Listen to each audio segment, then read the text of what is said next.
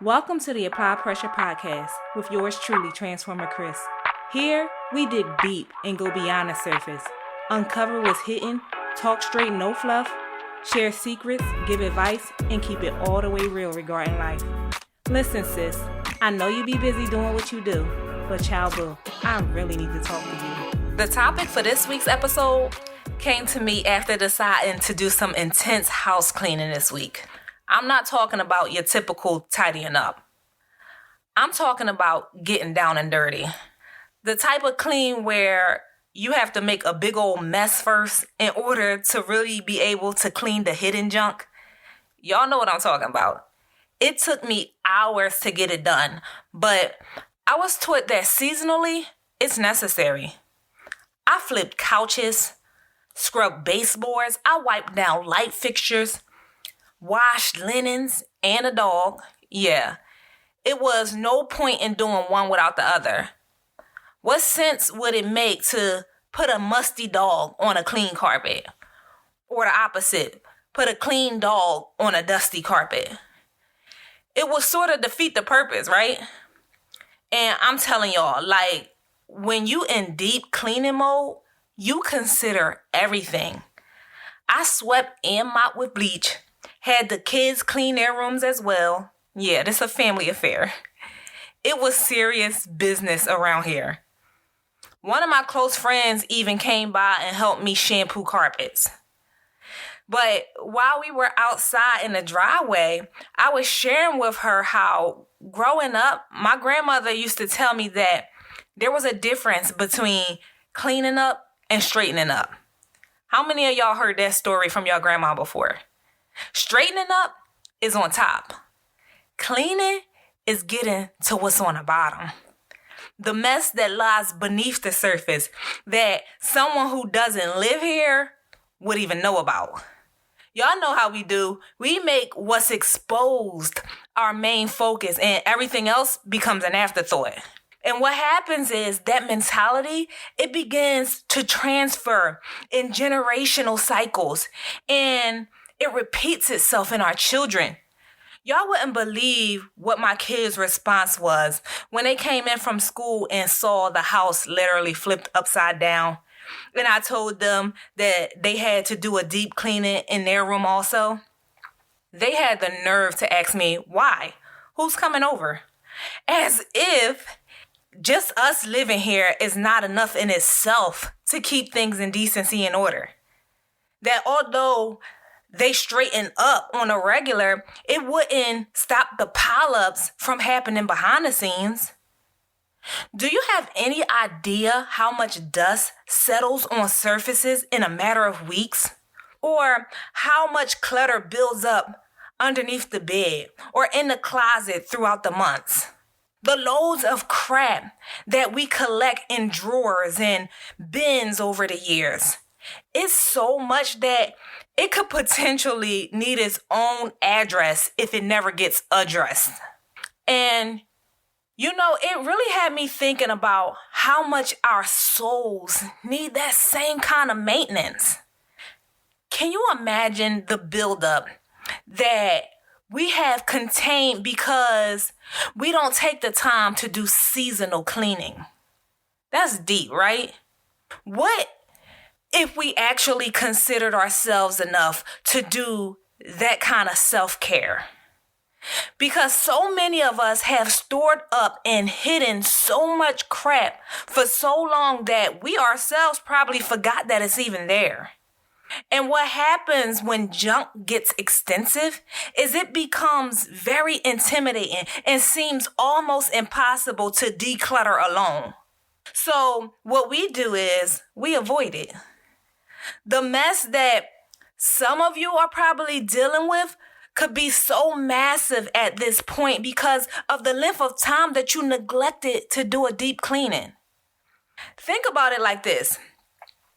Every hurt left a smudge on you, believe it or not. Every struggle gave you some more baggage. Every past relationship added to the dust in your life.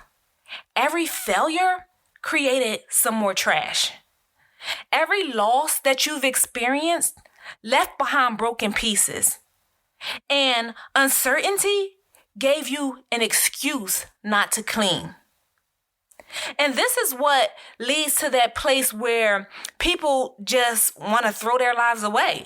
Because what wasn't visible to the naked eye went unnoticed until it became too unbearable for them to even deal with. So they feel as though it's easier to quickly rid themselves of it rather than taking the time to put in the work necessary to properly clean it up. There are some people listening right now that may need to start brushing away unforgiveness because it's accumulating and will soon be a mountain so big that it's hard to get around. That's how mess builds up.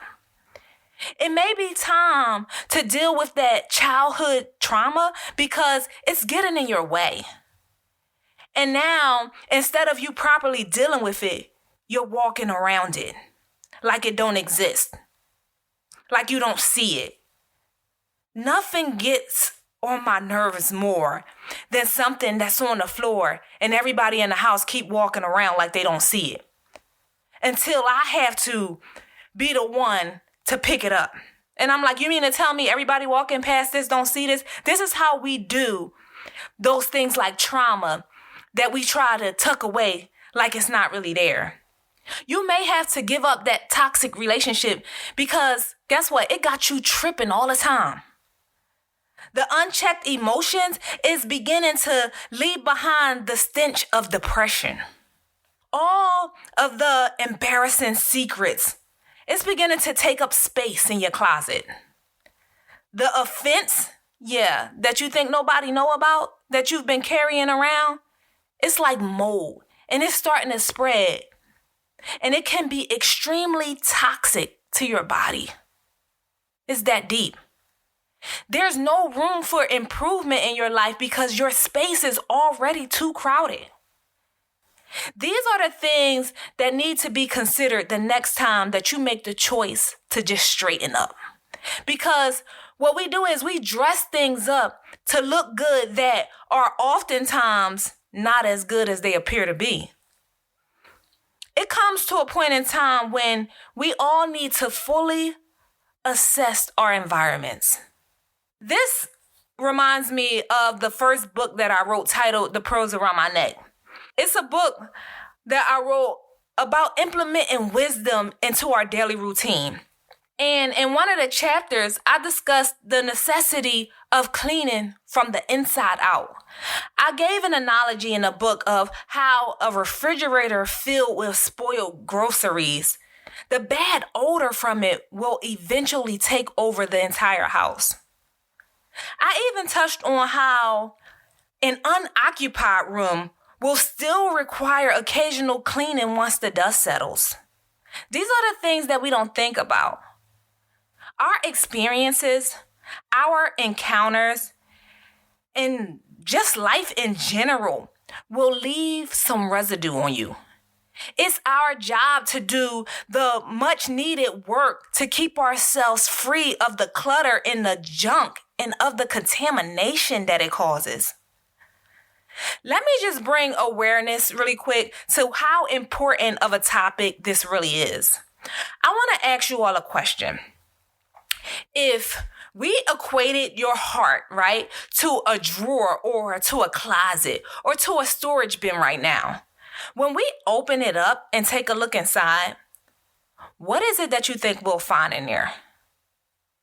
Is it envy tucked away in there? Could we possibly find some stored up jealousy there? Is it rage hidden away in your drawers? How about loads of discontentment tucked away in there? Will we find frustration there? What lies beneath your surface? Because I have to do myself a good old soul check from time to time. Sometimes I do internal assessment and start clearing out the residue of everyday life because I understand that if I don't, it's only a matter of time before I start being messy. And sis, hear me when I tell you, we are too classy to live trashy. And you know what? Don't even be embarrassed by the cleanup, because for as long as you are embarrassed, you will try to hide it. And if you continue to hide it, you will never do anything about it. If you make that decision to never do anything about it, your life will never change. Do not allow the stains of yesterday to remain visible in your future.